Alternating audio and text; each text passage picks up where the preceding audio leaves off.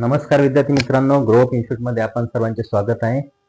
आजचे lecture specially नवीन जे first year मध्ये आलेले विद्यार्थी आहे त्यांच्यासाठी असणार आहे.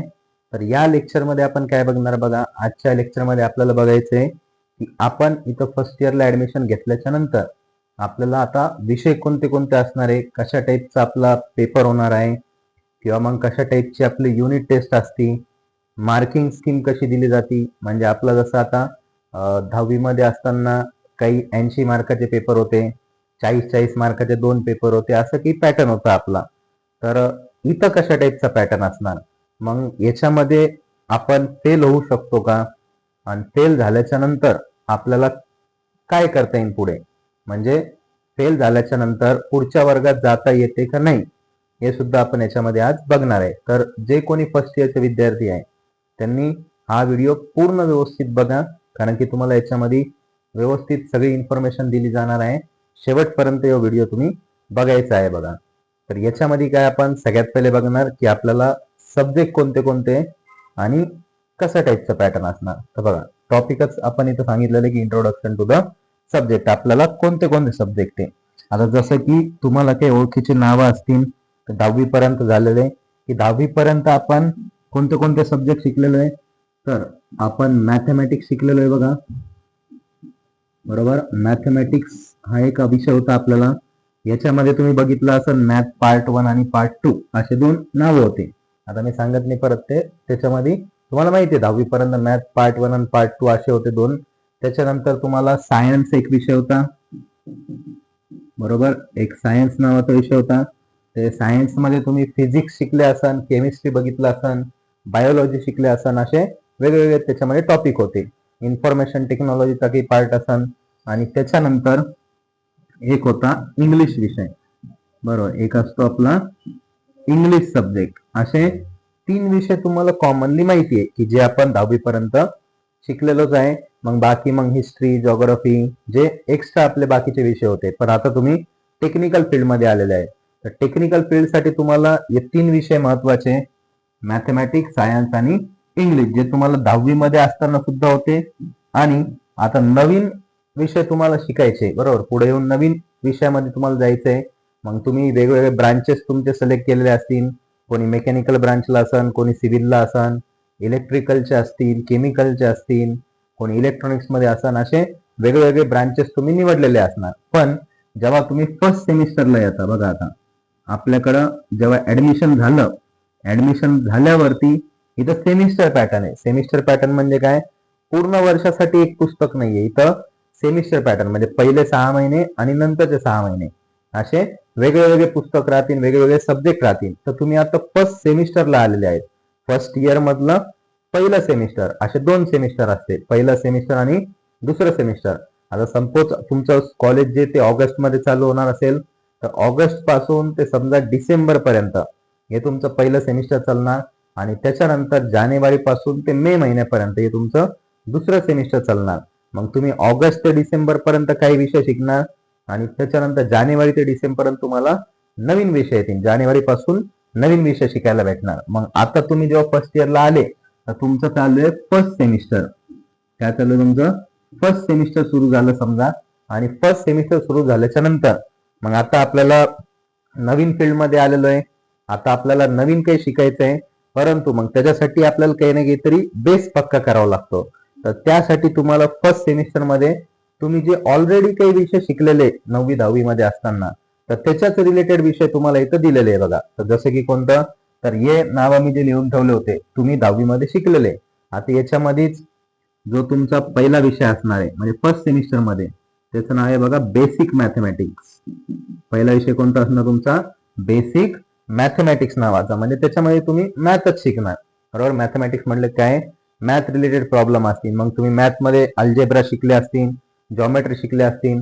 मग अल्जेब्राचा काही पार्ट आणि जॉमेट्रीचा काही पार्ट यो एकत्र करून तुम्हाला एक सब्जेक्ट दिला, तो म्हणजे कोणता, बेसिक मॅथमॅटिक्स. असं जसं की याचं सांगायचं झालं, त्याच्यामध्ये मग तुम्हाला मी काही टॉपिक सांगतो 10वी मध्ये, आणि तेच पुढे चालून आता तुम्हाला याच्यामध्ये शिकायचे. आता 10वी मध्ये आपण पहिल्या चॅप्टर मध्ये असताना लिनियर इक्वेशन बघितले होते. लिनियर इक्वेशन इन 2 व्हेरिएबल्स असं तुमच्याकडं चॅप्टर होता तिथं, लिनियर इक्वेशन इन 2 व्हॅरिएबल्स, त्याला आपण मराठीमध्ये म्हणतो दोन चलातील रेषीय समीकरणे, अशा टाईपचं आपलं ते चॅप्टरचं नाव होतं. मग त्याच्यामध्ये आपण काय बघितलं होतं की असे काही इक्वेशन असायचे, ax + by = c, अशा टाईपचं काहीतरी इक्वेशन असायचं. आता याच्यामध्ये एक व्हॅरिएबल वाढणार, एक व्हॅरिएबल आणखी वाढणार. तुम्ही एक्स आणि वाय पर्यंत शिकले होते, त्याच्यामध्ये एक व्हॅरिएबल वाढणार, झेड येऊन जाणार. याच्यामध्ये काय ना झेड येणार. म्हणजे बघा, वाय पर्यंत तुम्ही शिकले होते दोन व्हॅरिएबल पर्यंत, एक तिसरा व्हॅरिएबल येणार cz = d. म्हणजे काय झालं, टॉपिक तोच आहे बघा, रिलेटेड लिनियर इक्वेशनच आहे. त्याच्याच रिलेटेड एक टॉपिक तुम्हाला एक व्हॅरिएबल वाढवला आणि नवीन टॉपिक तयार केला. मग त्याच्यामध्ये तुम्ही शिकले असतील एक डिटर्मिनंट नावाचा, निश्चयक नावाचा टॉपिक होता बघा. डिटर्मिनंट आपण त्याला म्हणायचो, डिटर्मिनंट किंवा मराठीमध्ये आपण त्याला निश्चयक. असं दोन व्हर्टिकल लाईन मध्ये आपण इथं काही नंबर्स लिहायचो, दोन व्हर्टिकल लाईन मध्ये आपण काही नंबर्स लिहायचो आणि याचा असं तिरका गुणाकार करायचो, क्रॉस मल्टिप्लिकेशन. तर योच टॉपिक तुम्हाला पुढे दिला, याच्यामध्ये देण्यात येणार आहे. आणि एक नवीन टॉपिक, आता याच्याच रिलेटेड एक नवीन टॉपिक आहे मॅट्रायसिस नावाचा. याच्याच रिलेटेड एक नवीन टॉपिक आहे मॅट्रायसिस नावाचा. म्हणजे बघा, मॅथ मध्ये आपण 10वीला असताना डिटर्मिनंट शिकलो आणि याच्यात रिलेटेड एक समोरचा टॉपिक आहे, तो म्हणजे मॅट्रिक्स नावाचा. म्हणजे हा तेच रिलेटेड टॉपिक आहे, हे तुम्ही रिलेट करू शकता. त्याच्यानंतर तुम्ही जॉमेट्रीमध्ये ट्रिग्नोमेट्री शिकले असणार आहे, बरोबर. जॉमेट्रीमध्ये ट्रिग्नोमेट्री, त्रिकोणमिती, बरोबर. ट्रिग्नोमेट्री हा टॉपिक शिकला असणार आहे, ज्याच्यामध्ये तुम्ही साइन, कॉस, टॅन याचे काही असे फॉर्म्युले वापरले. तर त्याच रिलेटेड तुम्हाला तर पुन्हा एकदा आहे, म्हणजे ट्रिग्नोमेट्री वरचा पण आपल्याला एक चॅप्टर इथं दिलेला आहे. म्हणजे ट्रिग्नोमेट्रीचा जो रिलेटेड टॉपिक आहे, मग याच्यामध्ये तुम्ही बेसिक हे शिकले असतील. मग जर समजा आता अजून कॉलेज सुरू झालं नसेल तर तुम्ही एक ते रिवाइज करू शकता. तुमच्याकडे 10वीचं पुस्तक असेलच, त्याच्यामधून तुम्ही काय करायचं, फक्त आपल्या टेबल होतं, त्याच्यामध्ये व्हॅल्यू लिहिलं होतं, sin 30, sin 45, tan 45, अशा ज्या व्हॅल्यूचा टेबल होता बघा, एक तो टेबल आत्तापासूनच थोडंसं वाचायला, रीड करायला स्टार्ट करा. म्हणजे कसं आहे, तुमचं 10वी होऊन आता बरेच दिवस झाले आणि ते आपल्या माइंड मधून निघून जात असतं. म्हणून ते एकदा रिवाइज करा. रिवाइज कशासाठी, की जेव्हा तुम्ही कॉलेजमध्ये येणार, क्लासमध्ये येणार, तर तिथं जेव्हा शिकवणं चालू आहे तर ऑलरेडी आपल्याला ते व्हॅल्यू पाठ असतील आणि आपल्याला असं अवघड नाही वाटणार. अवघड का बरं वाटतं, आता समजा मी एखादा प्रॉब्लेम इथं शिकवायला घेतला आणि मी तो सोडवायला सुरू केला. आता सोडवत असताना मी म्हटलं की sin 30 ची व्हॅल्यू 1/2 असं काहीतरी आपण म्हटलं की याची व्हॅल्यू एवढी घ्या, याची व्हॅल्यू तेवढी घ्या, आणि ती आपल्याला पाठ नसते. ती आपल्याला पाठ नसते, मग आपल्याला समजत नाही रे ही व्हॅल्यू कुठून आली. म्हणून नेहमी लक्षात ठेवायचं की जो बेस असतो का, तो सगळ्यात पहिले पाठ करायचा असतो. मग तुमच्याकडे ट्रिग्नोमेट्रीमध्ये जे जे फॉर्म्युले होते ते 10वी मध्ये झालेले, आयडेंटिटीज असतील, काही बेसिक फॉर्म्युले असतील, टॅनला काय पुट केलं जातं, तसे काही बेसिक फॉर्म्युले, पायथागोरस थेरम असन, तर तेवढं एक बेसिक पार्ट तुम्ही आता रिवाइज करून ठेवा. म्हणजे तुम्हाला इथे येणार आहे. सगळं करायचं का आता, त्याच्यामध्ये आपल्याला बाकीचे पण चॅप्टर होते तर ते पण शिकायचे, ते एवढं रिवाइज करायची गरज नाही. का बरं, कारण की तुम्हाला सध्या लागणार काय, तर तुम्हाला तो डिटर्मिनंटचा टॉपिक लागणार आहे, तुम्हाला नंतर ह्याच्यामध्ये ट्रिग्नोमेट्रीचा पार्ट लागणार आहे. म्हणून ते ट्रिग्नोमेट्रीचे फॉर्म्युले रिवाइज करा. त्याच्यानंतर तुम्हाला अल्जेब्रामध्ये एक लास्ट चॅप्टर होता बघा, स्टॅटिस्टिक नावाचा. जो सगळ्यांचा फेवरेट चॅप्टर असतो, स्टॅटिस्टिक्स, बरोबर. ते टेबल बनवायचा, त्याची बेरीज करायची, उभी बेरीज करा, गुणाकार भागाकार करा. तर ते एकदम म्हणजे सिंपल क्वेश्चन असते स्टॅटिस्टिक नावाचे, बरोबर. स्टॅटिस्टिक चॅप्टर होता आपल्याला, सांख्यिकी म्हणायचो आपण त्याला. तर त्या चॅप्टरमध्ये लास्टचा चॅप्टर आहे बघा, पार्ट 1 मधला शेवटचा चॅप्टर, तर तो स्टॅटिस्टिक होता बघा. तर इथं सुद्धा तो चॅप्टर परत दिलेला आहे. इथं सुद्धा तुम्हाला डिप्लोमा मध्ये परत एकदा तो चॅप्टर आहे. म्हणजे याचा अर्थ काय झाला, की एक तर तुमचा तो डिटर्मिनंट वाला चॅप्टर, त्याच्या रिलेटेड तुम्हाला थोडंसं पुढे घेऊन जाणार. त्याच्यानंतर ट्रिग्नोमेट्रीचा चॅप्टर, तर तिथं जे तुम्ही शिकले 10वी पर्यंत, आता 9वीला शिकताना तुम्ही नुसतं साइन, कॉस, टॅन चे फॉर्म्युले शिकले होते. 10वीला आले होते त्याचे प्रूव्ह दॅटचे एक्झाम्पल. मग आता आपण अजून थोडंसं त्याच्यामध्ये पुढे जाणार, म्हणजे अजून थोडेसे फॉर्म्युले तुमचे त्याच्यामध्ये वाढणार. पण जर तुम्ही 10वीचेच फॉर्म्युले पाठ नसतील तुम्हाला, बऱ्याच जणांना आता जेवढे पण विद्यार्थी आपल्याकडे येतात, तर मॅक्झिमम स्टुडंटचा तोच प्रॉब्लेम असतो की त्यांना 10वी मध्ये झालेले ते साइन, कॉस, टॅनचे फॉर्म्युले पाठ नसते, ट्रिग्नोमेट्रीचा बेसिक कॉन्सेप्ट माहिती नसतो. म्हणून आपण स्पेशल बॅच बनवतो, त्यांची 10-12 दिवस त्यांना तेच बेस पक्क करून घेतो. तेच मी तुम्हाला आत्ता सांगतोय की तुम्ही आत्ताच करून ठेवा. म्हणजे समजा तुम्ही इथं नसतील तर, किंवा तुम्ही व्हिडिओ लेक्चर बघितले नसतील, तर तुम्हाला ते रिवाइज करावं लागेल. घरी बसून तुम्हाला ते रिवाइज करावं लागणार, चालतं. किंवा युट्यूब वरती भरपूर असे तुम्हाला भेटून जातील चॅनल की ज्याच्यावरती तुम्हाला ते बेसिक कॉन्सेप्ट वगैरे सगळं भेटून जाणार. म्हणजे तुम्ही सगळं काही ते घरी बसून मोबाईलवरती आपलं रिवाइज करू शकता. आणि त्याच्यानंतर बघा, आता एक स्टॅटिस्टिक झाला, एक मॅट्रिक्सचा झाला, एक आपण कोणता बघितला आता, ट्रिग्नोमेट्रीचा बघितला. आता त्याच्याच नंतर तुम्हाला एक स्ट्रेट लाईन म्हणून टॉपिक होता. स्ट्रेट लाईन म्हणण्याऐवजी निर्देशक भूमिती, कोऑर्डिनेट जॉमेट्री म्हणून चॅप्टर होता बघा.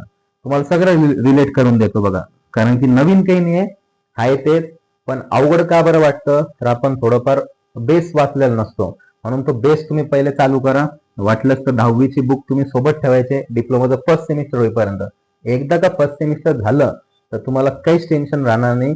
मग तुम्हाला इथला पॅटर्न वगैरे सगळं समजून जाईल की अभ्यास कसा असतो, अभ्यास कसा करायचा, कोणते पुस्तकं वाचायचे, नोट्स कशा बनवायच्या, सगळं समजून जाईल. पण पहिलं सेमिस्टर व्यवस्थित काढायचंय.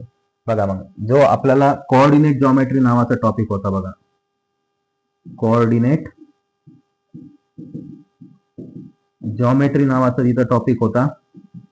तर त्यामध्ये आपण स्लोप फाइंड आउट केले ते बघा. स्लोप कशा प्रकारे फाइंड आउट करायचं, slope of line. Slope of line आपण तिथं काढायचो. मग स्लोप ऑफ लाईन म्हणजे कसा, तर आपल्याला 2 पॉईंट दिले जायचे, x1, y1, x2, y2 असे 2 पॉईंट दिले जायचे. आपण म्हणत तिथं स्लोप ऑफ लाईनचा formula y2 - y1 upon x2 - x1 असं ते फॉर्म्युला तुम्ही पाठ केलेला आहे बघा.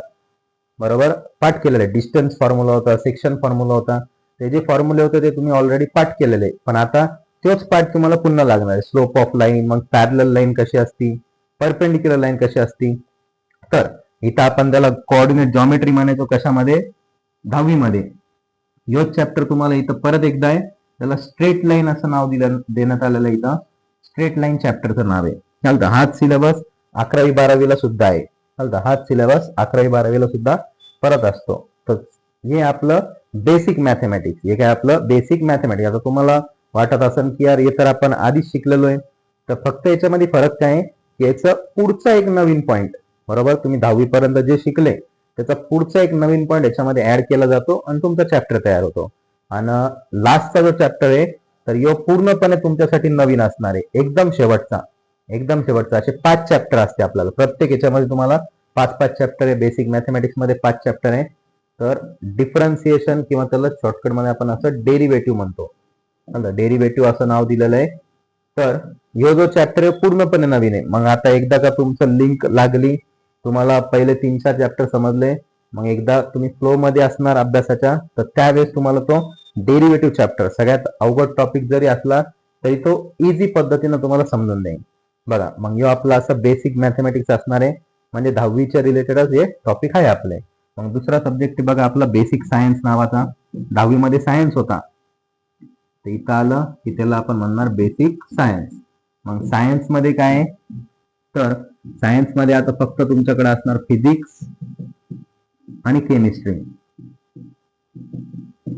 फिजिक्स आणि केमिस्ट्री, याच्यामध्ये बायोलॉजी नसणार. चालतं, सायन्स मध्ये फिजिक्स आणि केमिस्ट्री असणार, बायोलॉजी नसणार आहे. मग आता फिजिक्स मध्ये काय शिकायचं, तर आपण 8वी 9वी 10वी मध्ये असेपर्यंत आता आपल्याला हे जे टॉपिक असते का आपण जे आता शिकतो ते ऑलरेडी तुमच्या 8वी 9वीच्या सिलेबस मध्ये झालेले आहेत. बरं, हे टॉपिक जे राहते ते झालेले असते. फक्त होतं काय की आपण ते विसरत चालतो. समजा 8वी मध्ये एखादा टॉपिक झालेला आहे, 9वी मध्ये आलं तो आपण विसरत चाललेलो. पण आता आपल्याला तोच टॉपिक पुन्हा रिवाइज करून दिला जातो. आता जसं की आपल्याला फिजिक्स मध्ये आपण जे बेसिक युनिट वगैरे वापरतो बघा, जसं की लेंथ साठी मीटर हे युनिट वापरतो. एखादं वस्तूचं वजन वगैरे मोजायचं असेल, मास साठी आपण किलोग्राम हे युनिट वापरतो. टाइम मोजायचा असेल तर आपण सेकंड युनिट वापरतो त्या ठिकाणी. तर अशा स्टेपचा म्हणजे कोणत्या क्वांटिटीसाठी कोणतं युनिट वापरायचं, तर त्यासाठी तुम्हाला एक चॅप्टर याच्यामध्ये दिलेलं आहे फिजिक्स मध्ये, युनिट्स अँड मेजरमेंट. मग एक इलेक्ट्रिसिटी रिलेटेड आहे, करंट रिलेटेड आहे. चालतं, करंट रिलेटेड एक तुम्हाला चॅप्टर दिलं, ज्याच्यामध्ये मग तुम्ही ओम्स लॉ ऐकलेला असन, 8वी मध्ये 9वी मध्ये होता बघा, ओम्स लॉ ऐकलेला असन, तर त्याच्या रिलेटेड एक टॉपिक आहे. रजिस्टर वगैरे असे शब्द तुम्हाला असे कॉम्बिनेशन पण होते बघा 8वी 9वी मध्ये, पेपर मध्ये सुद्धा असे विचारलेले. इथं R1, इथं R2, register in series, register in parallel, हे न्यूमेरिकल तुम्ही सोडवले असतील बघा 10वी मध्ये असताना. सायन्स मध्ये न्यूमेरिकल तुम्ही सोडवले असेल. तर करंट इलेक्ट्रिसिटी रिलेटेड एक पार्ट दिलेला आहे आणि त्याच्यानंतर हीट रिलेटेड एक पार्ट दिलेला आहे. चालतं, हीट रिलेटेड एक टॉपिक दिलेला आहे, म्हणजे ज्याच्यामध्ये मग आपण टेम्परेचर शिकणार, काय असतं टेम्परेचर, कशा प्रकारे मोजायचं, त्याच्यासाठी कोणते कोणते स्केल वापरले जाते, मग हीट काय असते, हीट कोणत्या कोणत्या टाईपची असते, हीट कशा प्रकारे फ्लो होती, तर हे सगळं बेसिक पार्ट जो आहे तो या फिजिक्समध्ये. तसंच मग केमिस्ट्रीमध्ये काय, तर केमिस्ट्रीमध्ये जे बॉन्ड्स असतात, जसे की आयोनिक बॉन्ड आहे, कोव्हॅलंट बॉन्ड आहे, म्हणजे बॉन्ड्सचे टाईप्स असणार त्याच्यामध्ये, त्याचे केमिकल रिएक्शन कसे असणार. त्यानंतर कोरोजन रिलेटेड एक टॉपिक दिलेला आहे, लुब्रिकंट रिलेटेड एक टॉपिक दिलेला आहे, म्हणजे यो केमिस्ट्रीचा पार्ट आहे. मग असं फिजिक्स आणि केमिस्ट्री असे दोनच टॉपिक आहे ज्याचं जे आपल्याला सायन्समध्ये शिकायचे, याच्यामध्ये बायोलॉजी नाहीये. मग यो पण टॉपिक तुमचा थोडाफार रिलेटेड आहे आणि थोडा नवीन आहे. चालतं, याच्यामध्ये मॅक्झिमम पार्ट नवीन म्हणू शकतो आपण, कारण की 10वी पर्यंत असताना याचा बेस वगैरे जास्त की नसतो. याच्यामध्ये नवीन टॉपिक दिलेला आहे, तुम्हाला नवीन पार्ट आलेला आहे, म्हणून इथं थोडंसं लक्ष असू द्या, या बेसिक सायन्सकडे थोडंसं लक्ष असू द्या. कारण की याच्यामध्ये कसं आहे, एमसीक्यू क्वेश्चन विचारले जाते, म्हणजे तुमचा जो पेपर असणार आहे फायनल, तर यो थेरी नसणार. आता जसं की मॅथ आहे का, मॅथचा पेपर थेरी होणार. मॅथचा पेपर कसा होणार आहे, थेरी, म्हणजे 10वीला आपण जसे पेपर सोडवले का त्या पद्धतीचा पेपर होणार. पण हा जो बेसिक सायन्सचा पेपर आहे फिजिक्स केमिस्ट्रीचा, मग इथं होतं कसं की आपल्याला क्वेश्चन समजत नाही लवकर, म्हणजे अभ्यास जरी केलेला असला तर कधी कधी आपल्याला क्वेश्चन रिलेट होत नाही, म्हणून इथं क्वेश्चनची सगळ्यात जास्त प्रॅक्टिस करायची, क्वेश्चन समजून घ्यायची. कारण की एमसीक्यू टाईप पेपर होणार आहे. एमसीक्यू म्हणजे मल्टिपल चॉईस क्वेश्चन, प्रश्न देणार, त्याचे 4 ऑप्शन देणार, त्यापैकी एक उत्तर असणार आणि ते आपण टिक करायचा. मग असे तुमच्याकडं 70 मार्काचा पेपर होणार. ते मार्क वगैरे आता बघू आपण. तिसरा सब्जेक्ट कोणता आहे तुमचा, इंग्लिश. तिसरा सब्जेक्ट कोणता आहे, इंग्लिश. यालाच इथं म्हणू शकता तुम्ही कम्युनिकेशन स्किल. कम्युनिकेशन स्किल म्हणून एक सब्जेक्ट इथं दिलेला आहे, चालतं, इंग्लिश. मग इंग्लिश मध्ये काय शिकणार आपण, तर याच्यामध्ये काही स्टोरी दिलेल्या आहे, जसं की आपल्याला चॅप्टर असायचे बघा, लेसन्स असायचे, याला पण धडे असं म्हणायचो. मग स्टोरी टाईप असे काही तुम्हाला मोटिवेशनल स्टोरीज त्याच्यामध्ये दिलेले आहे. मग ते 7-8 स्टोरी तुमच्याकडे असतील, त्या स्टोरी आपण शिकणार, वाचणार, त्याच्यामधून मोटिवेशन घेणार आणि त्याच्या रिलेटेड मग तुम्हाला एक्झाम मध्ये क्वेश्चन असणार. या 7-8 स्टोरी दिलेल्या आहे. त्याच्यानंतर पुढे चालून तुम्हाला याच्यामध्ये डायलॉग रायटिंग आहे, पॅरेग्राफ रायटिंग असणार. म्हणजे डायलॉग रायटिंग टॉपिक तुमचा आधी झालेला आहे बघा, डायलॉग वगैरे याचे इंग्लिशमध्ये कम्प्लीट करा. इनकम्प्लीट डायलॉग दिलेला असेल त्याला आपण कम्प्लीट करायचं, फिल इन द ब्लँक्स वगैरे तशा टाईपमध्ये. तर आता पूर्णपणे लिहायला येतं. त्याच्यानंतर मग डायरी रायटिंग म्हणून एक टॉपिक आहे, पिक्चर डिस्क्रिप्शन म्हणून एक टॉपिक आहे. पिक्चर डिस्क्रिप्शन म्हणजे काय, त्याच्यामध्ये तुम्हाला एक असा पिक्चर दिला जाईल, काहीतरी एखादा फोटो दिला जाईल आणि त्या फोटोला तुम्हाला डिस्क्राईब करायचंय. की समजा एखादा गार्डनचा फोटो काढून टाकला, गार्डनचा फोटो आहे, मग गार्डन मध्ये काही लहान मुलं खेळत असतील, ते घसरगुंडी वगैरे खेळत असणार, आलं जे काही तिथं होत असणार, तर ते तुम्हाला याच्यामध्ये डिस्क्राईब करायचंय, लिहायचंय. त्याच्यानंतर मग एक पॅरेग्राफ, बरोबर, पॅरेग्राफ असतो आणि एक लास्टचा टॉपिक असतो पॅसेज. पॅसेज बघायचा आणि त्याच्यामधून मग क्वेश्चनचे अँसर द्यायचे. असे वेगवेगळे टॉपिक या कम्युनिकेशन स्किल मध्ये तुम्हाला शिकायला भेटणार. मग बघा, यो पण म्हणजे तुम्हाला असं वाटायला नाही की नवीन सब्जेक्ट आहे, यो ऑलरेडी तुम्ही ऐकलेलं आहे, याच्याबद्दल तुम्हाला ऑलरेडी माहिती आहे, मॅथ बद्दल बी ऑलरेडी माहिती आहे, फिजिक्स बद्दल बी ऑलरेडी माहिती आहे. हा, फक्त एखादा टॉपिक असेल त्याच्यामध्ये की तो नवीन असणार, म्हणजे तो पूर्णपणे नवीन असणार. मग पूर्णपणे तुम्ही नवीनपणे तो शिकणार आहे. मग हे झाले आपले मेन महत्वाचे 3 सब्जेक्ट. मेन महत्वाचे 3 सब्जेक्ट. आता इथं मी पॅटर्न बद्दल सांगतो बघा. तुमची जी एक्झाम असते, आता इथं पॅटर्न कसं आहे बघा, तर तुमच्याकडं युनिट टेस्ट असते बघा, युनिट टेस्ट असणार. मग युनिट टेस्ट 1 आणि युनिट टेस्ट 2 असे 2 टेस्ट होणार. असे किती टेस्ट होणार, 2 टेस्ट होणार प्रत्येक विषयाची. बरं, आता आपण जे 3 विषय बोललो का त्याच्याबद्दल सांगतोय. आता जे 3 विषय, आता अजून विषय आहे याच्यामध्ये, परंतु त्यांचे टेस्ट वगैरे नसत्या, त्याचे टेस्ट वगैरे नसतं, जे नुसती प्रॅक्टिकल एक्झाम असते, ते बोलू आपण पुढे. सध्या आपण जे 3 विषय बोललो, हे महत्वाचे 3 विषय सध्याला. हे 3 विषय मॅथ, सायन्स आणि इंग्लिश, हे 3 महत्वाचे विषय तुम्हाला या सेमिस्टर मध्ये शिकायचे. आणि याच्यामध्ये मग जी पहिली युनिट टेस्ट होणार ती असणार 30 मार्कची, जी दुसरी युनिट टेस्ट होणार ती पण असणार 30 मार्कची, 30 मार्क्स. बघा, दोन्ही टेस्ट मध्ये किती किती मार्क्सची आहे, 30 मार्क्सची. पण या दोन्ही टेस्ट झाल्याच्या नंतर आपल्याला 30 पैकी मार्क काउंट करायचे. किती पैकी, 30 पैकी. याच्यामध्ये एव्हरेज घेतलं जातं, हे लक्षात ठेवा बरं. याच्यामध्ये काय घेतलं जातं, एव्हरेज काढलं जातं. एव्हरेज म्हणजे कसं, की आता समजा पहिली तुमची 30 मार्काची टेस्ट झाली, दुसरी 30 मार्काची टेस्ट झाली, 30 पैकी तुम्हाला काहीतरी मार्क भेटले, इथं पण 30 पैकी काहीतरी मार्क भेटले, त्या दोघांची बेरीज होणार आणि त्याला भागिले 2 करायचं. त्या दोघांची बेरीज करायची आणि त्याला भागिले 2 म्हणजे 30 आणि 30 60 व्हायले ना. तर 60 मार्काचं नसणार आहे, दोन्ही मिळून 30 झालं पाहिजे. दोन्ही मिळून 30 मार्काचं, त्याला आपण एव्हरेज म्हणतो की 30 पैकीच तुम्हाला मार्क देणार. आता जसं की बघा या पहिल्या टेस्टमध्ये तुम्हाला पहिल्या टेस्टमध्ये पडले 30 पैकी 20 मार्क आणि दुसऱ्या टेस्टमध्ये पडले 30 पैकी 10 मार्क. पहिल्या टेस्टमध्ये किती भेटले 20, दुसऱ्या टेस्टमध्ये किती भेटले 10. पहिल्या टेस्टमध्ये 20 पडले, दुसऱ्यात 10 पडले, तर दोघांची बेरीज करा. 20 + 10 आणि त्याला भागिले 2 करा. 20 + 10 30, 30 ला भागिले 2 केलं की 15, म्हणजे तुमचं एव्हरेज किती झालं 15 मार्कचं. मग तुमच्या रिझल्ट वरती येणार 15 मार्क.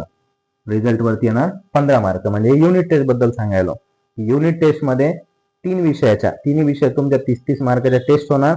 30 मार्काच्या टेस्ट मधून तुम्हाला जेवढे पण मार्क भेटले इथं आणि इथं, या दोघांना ऍड केलं जाईल आणि त्याचं एव्हरेज घेतलं जाईल. तर हे आपल्याला तिन्ही पेपरसाठी आहे. म्हणून युनिट टेस्ट सुद्धा आपली फायनल एक्झाम सारखीच असती, बरोबर. फायनल एक्झाम सारखी ती कंडक्ट होती. म्हणून याला सुद्धा व्यवस्थित तुम्ही प्रिपेअर करायचंय. याला सुद्धा एकदम चांगल्या प्रकारे प्रिपेअर करा. इथंच 30-30 मार्क घ्या, इथंच आउट ऑफ मार्क पाडा. एक बी मार्क कमी नाही पडला पाहिजे असा अभ्यास करा. का बरं, तर ते मी आता पुढे सांगतो का बरं इथं जास्त मार्क घ्यायचे. बघा, तर ही तर समजली युनिट टेस्ट 30-30 मार्काची आहे. ही काय युनिट टेस्ट 30-30 मार्काची आहे. आता जी फायनल एक्झाम होणार, त्या तिन्ही पेपर बद्दल बोलतोय. जी फायनल एक्झाम होणार, फायनल एक्झाम डिसेंबर किंवा नोव्हेंबरच्या एंडिंगला आपली फायनल एक्झाम असते. ती होणार 70 मार्कची. ती किती होणार 70 मार्कची. ती किती मार्कची असणार 70 मार्कची असणार. मग बघा फायनल एक्झाम किती मार्कचे 70. युनिट टेस्टचे किती मार्क होते तुमच्याकडे 30 मार्क होते युनिट टेस्टचे. दोघांचे एव्हरेज म्हणजे 30. युनिट टेस्टचे 30 आणि फायनल एक्झाम कितीची 70. असे बनवून किती बनले आपले 100 मार्क. असे मिळून किती बनले आपले 100 मार्क बनले. असे मिळून किती बनले आपल्याला 100 मार्क बनले. म्हणजे तुम्ही इथं 70 मार्काचा पेपर देणार, इथं 30-30 मार्काचे 2 पेपर देणार.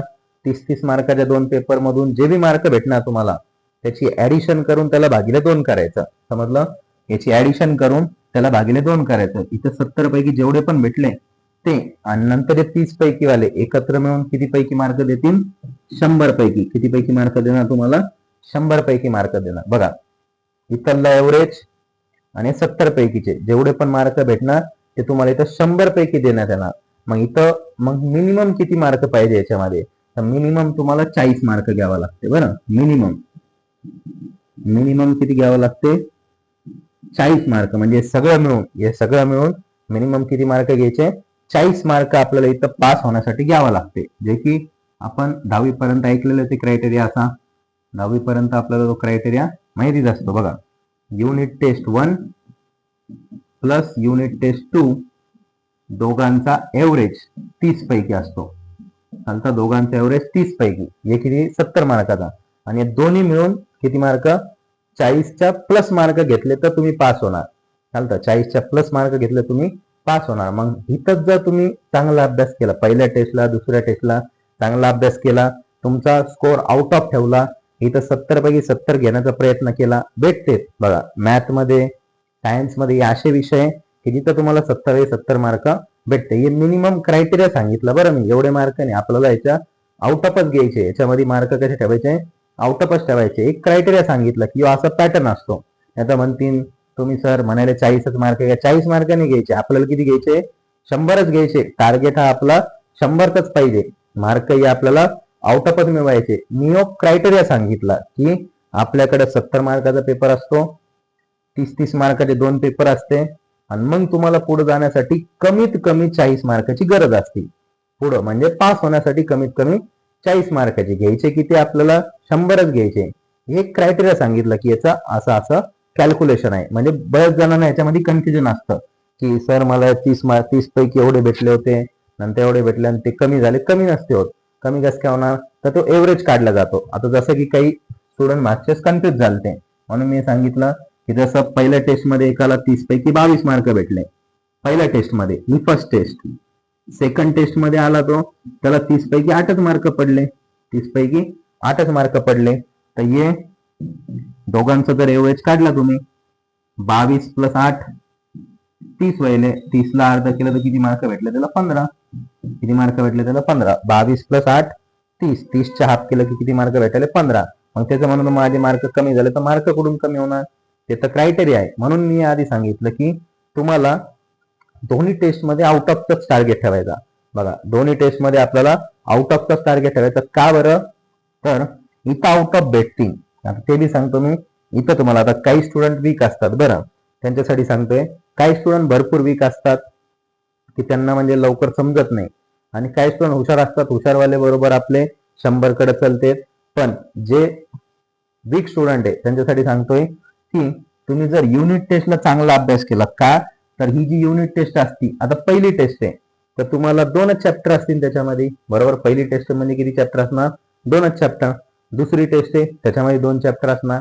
म्हणजे सिलेबस कसंही कमी आहे. सिलेबस कसं आहे तुमच्याकडं, कमी आहे. मग सिलेबस कमी असला तर आपण अभ्यास तो रिपीट रिव्हिजन 3-4 वेळेस 5-6 वेळेस ती रिव्हिजन करायची. मग रिव्हिजन केल्याने काय होतं, ते आपल्याला माइंडमध्ये पूर्णपणे फिट बसतं. आणि जेव्हा आपली एक्झाम असणार ते ॲज इट इज आपण तिथं लिहू शकतो, क्वेश्चन सॉल्व्ह करू शकतो, न्यूमेरिकल सोडू शकतो आणि 30 पैकी 30 मार्क घेऊ शकतो. मग दुसऱ्या टेस्टमध्ये पण तसंच होणार की पुढचे 2 चॅप्टर असतील, फक्त 2च चॅप्टर. मग 2 चॅप्टरचा परत आपण अभ्यास करू शकतो, रिपीट त्याला रिवाइज करू शकतो, आणि इथं सुद्धा आपण आउट ऑफ मार्क स्कोर करू शकतो, बरोबर. मग हे तुमचं एवढे चांगला बनून जाईल 30 पैकी 30चा. आता होतं कसं, जेव्हा 70 मार्काचा पेपर येतो, जेव्हा आपला 70 मार्काचा पेपर होतो तेव्हा पूर्ण सिलेबस असतो. तुम्हाला 5 चॅप्टर आहे मॅथमध्ये, समजा 5 चॅप्टर आहे पहिल्यापासून ते शेवटपर्यंत. 5 युनिट आहे समजा, तर हे 5 युनिट तुम्हाला त्याच्यामध्ये विचारले जाणार 70 मार्कासाठी. मग तिथं आपल्याला जम्बलिंग होती. मग आपल्याला समजत नाही यो फॉर्म्युला कुठून आला, तो कुठून आला. जे वीक स्टुडंट आहे त्यांची गोष्ट चालू आहे.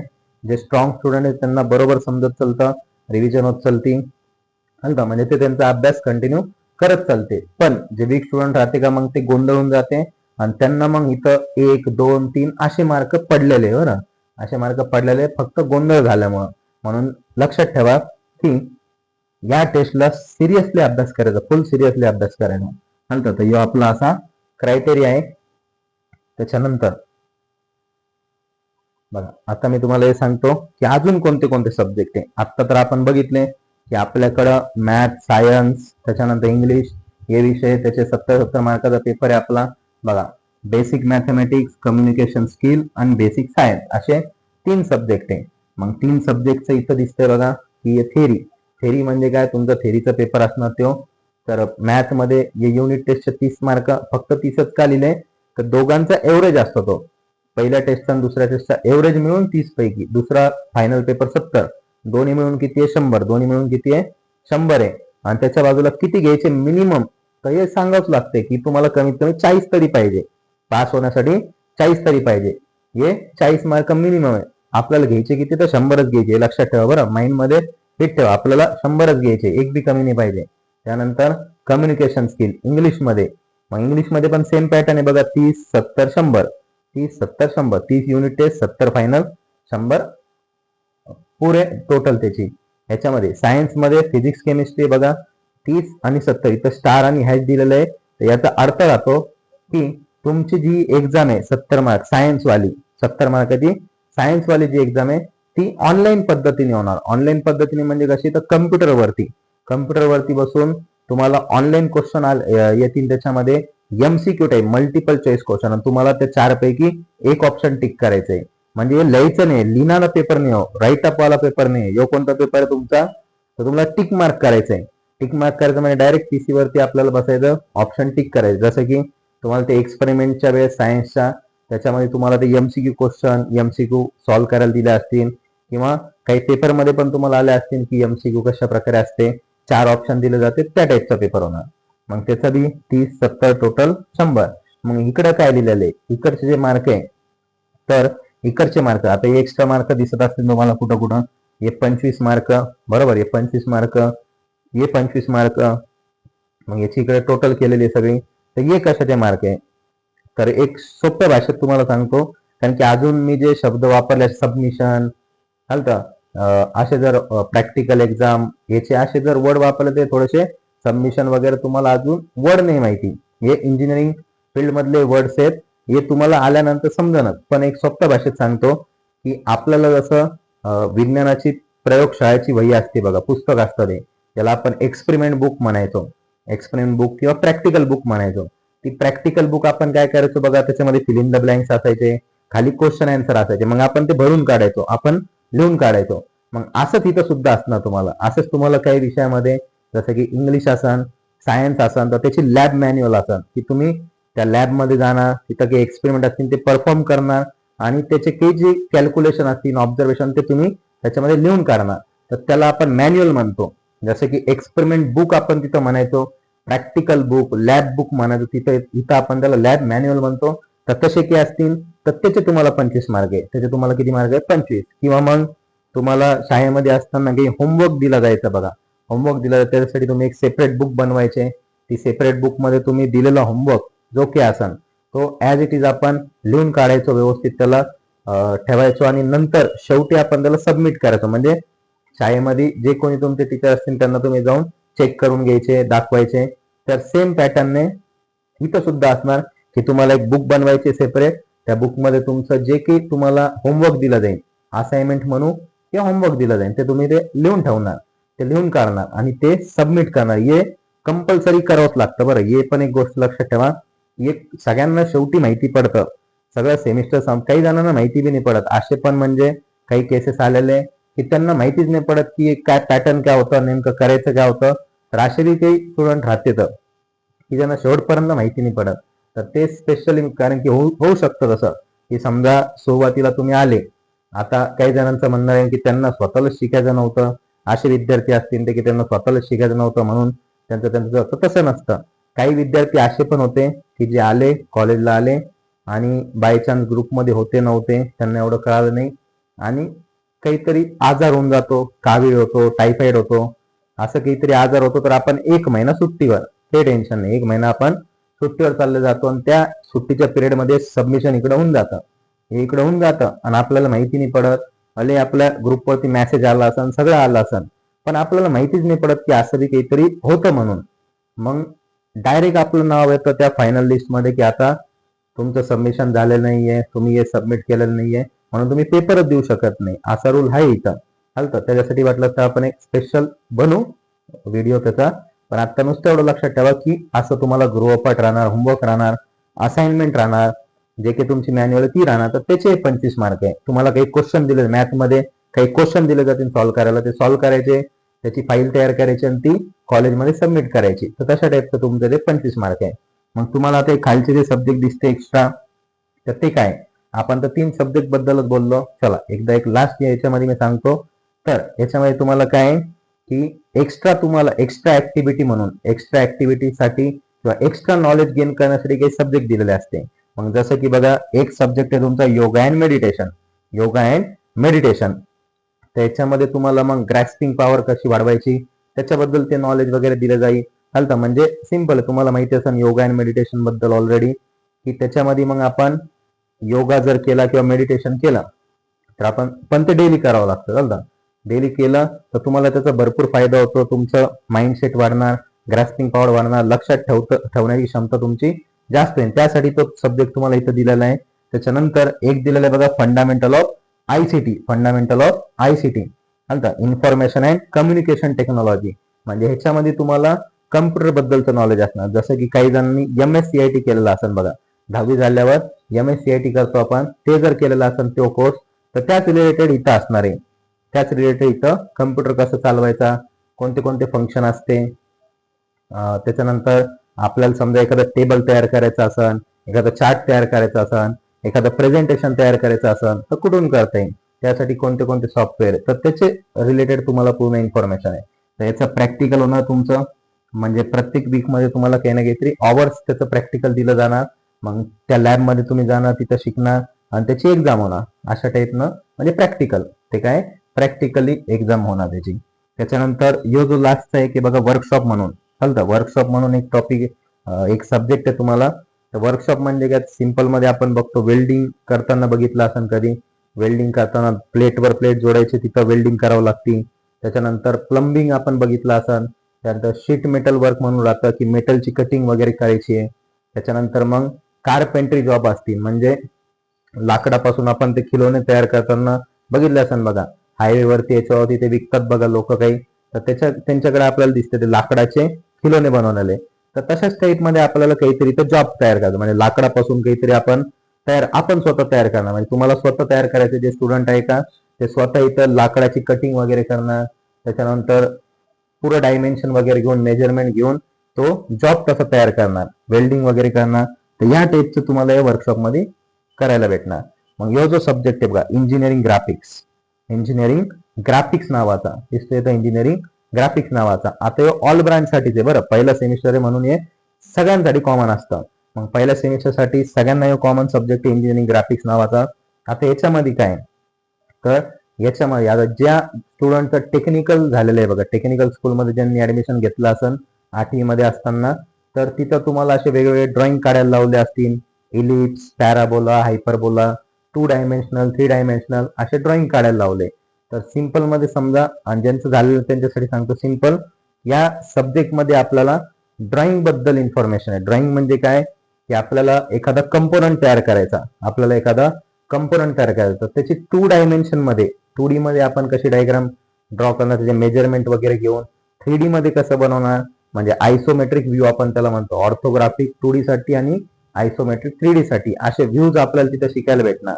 त्याच्यानंतर मग त्याच्यामध्ये वेगवेगळे शेप्स आहेत, जसं की तुम्ही सर्कल शिकलेले, स्क्वेअर शिकलेले, रेक्टँगल शिकलेले, तर असेच काही वेगवेगळे शेप्स आहे. आणखी इलिप्स म्हणून एक शेप आहे, इलिप्स म्हणून आहे, त्यानंतर पॅराबोला आहे, हायपरबोला आहे, असे शेपचे नाव आहे. जसे आपण ट्रायंगल, सर्कल, रेक्टँगल हे शेप म्हणतो, तसेच हेक्झॅगॉन, पेंटॅगॉन हे ऐकलेले. हेक्झॅगॉन, पेंटॅगॉन, षटकोन हे ज्याला म्हणतो आपण, ते शेप ऐकलेले. तर तसेच आपल्याला इलिप्स नावाचा एक शेप आहे, पॅराबोला एक आहे, हायपरबोला एक आहे. तर तशा टाईपचे डायग्राम वेगळे वेगळे, म्हणजे स्केच काढायचे, ड्रॉइंग काढायचे. पण ही ड्रॉइंग सिंपल नाही, ही कशी इंजिनिअरिंग टाईपची ड्रॉइंग आहे. म्हणजे तुम्हाला डायमेन्शन घेऊन, मेजरमेंट घेऊन तुम्हाला ते राऊंडर वापरावं लागेल. जॉमेट्रिक कन्स्ट्रक्शन होतं बघा आपल्याला 10वीला असताना, जॉमेट्रिक कन्स्ट्रक्शन, बरोबर. तर त्याच्यामध्ये आपण कर्कटक, राऊंडर जे वापरायचो, डी वापरायचो प्रोटेक्टर, मग ते ट्रायंगल होते बघा, 2 छोटे सेट स्क्वेअर आपण त्याला म्हणतो, ते वापरायचो, स्केल वापरायचो, व्यवस्थित मेजरमेंट घेऊन आपण त्याचे आर्क कट करायचो. तर त्याच टाईपचं आपल्याला इथं इंजिनिअरिंग ग्राफिक्स म्हणून, यो सुद्धा प्रॅक्टिकल विषय, म्हणजे तुम्हाला ते ड्रॉइंग स्वतः ड्रॉ करायचे. जे पण तुम्हाला ड्रॉइंग दिले जातील ते तुम्हाला ड्रॉ करायचे. अशी मोठी शीट असते त्याची, आपलं जसं चार्ट पेपर असायचा बघा, तशा टाईपचा अशी मोठी शीट असते, आणि त्या शीटवरती तुम्हाला ते ड्रॉइंग ड्रॉ करायचे. जे पण तुम्हाला कॉलेजमध्ये सांगितलं जातील त्याचे 50 मार्क आहे. आणि कॉलेजमध्येच तुमचा 50 मार्काचा एक पेपर होतो, कॉलेजमध्येच होणार, तर तो 50 मार्काचा पेपर द्यायचा. मग असे दोन्ही मिळून तुमचे 100 मार्क. पण हे जे 3 विषय होते आपले सुरुवातीचे, ते 3 विषय जे होते ते MSBT कडून MSBT कडून ते कंडक्ट केले जाते, म्हणून त्याची आपली फायनल एक्झाम होती. फायनल एक्झाम मध्ये तुम्हाला ते 3 विषय असणार आहे. तर बघा, यो असा आपला पहिल्या सेमिस्टरचा पॅटर्न आहे.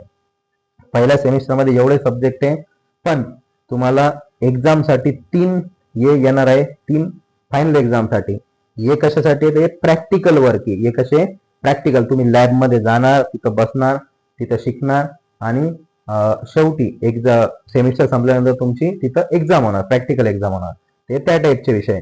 हे वर्कशॉप म्हणजे काय तुम्हाला समजलं असं, आता कार्पेंट्री जॉब वगैरे ते तिथं बनवायचं आहे आपल्याला. त्यानंतर इंजिनिअरिंग ग्राफिक्स मध्ये काय, तुला ड्रॉइंग ड्रॉ करायचे, वेगवेगळे शेप तुम्हाला सांगितलं जाणार, वेगवेगळे कंपोनंट तुम्हाला सांगितले जाणार, त्याची आपल्याला तिथं ड्रॉइंग काढायचे. फक्त याच्यामध्ये कम्प्युटर ब्रांचसाठी एक त्याच्यामध्ये चॅप्टर वेगळा दिला, लास्टचा, शेवटचा चॅप्टर. मग आता जेव्हा तुम्ही शिकणार, पहिले 4 चॅप्टर तर सेम होते, मग शेवटचा जेव्हा शिकणार ना तुम्ही, तर त्याच्यामध्ये तुम्हाला तिथं समजून नाही, म्हणजे असं की वेगळं सांगायची त्याला गरज नाहीये, आणि सोपं आहे ते, सिंपल असणार. फक्त याला काय करा, रेग्युलर प्रॅक्टिस ठेवा. आणि तुम्हाला जे मी सुरुवातीला सांगितलं, की तुम्हाला मॅथ जर चांगला करायचा असेल, सायन्स जर चांगला करायचा असेल, तर सुरुवातीला मी जे पॉईंट सांगितले होते, की 10वी मध्ये हे सगळं झालेलं आहे, ते पॉईंट कोणते, ट्रिग्नॉमेट्री, स्ट्रेट लाईन म्हणजे कोऑर्डिनेट जॉमेट्रीचा जो पार्ट होता, त्यानंतर पहिला चॅप्टर जो होता अल्जेब्रा मधला, मॅथ पार्ट 1 मधला, डिटर्मिनंटचा तो वाला टॉपिक, त्यानंतर लास्टचा स्टॅटिस्टिक वाला टॉपिक, एवढे 4 टॉपिक आहे ना, जोपर्यंत तुमच्याकडे सुट्टी असेल किंवा जोपर्यंत कॉलेज चालू होत नाही, तोपर्यंत रिवाइज करून ठेवा. एवढं जर तुम्ही केलं तर तुम्हाला आल्याच्या नंतर असं अवघड वाटणार नाही. चालतंय, चला, तर यो आपला पूर्ण पॅटर्न आहे बघा.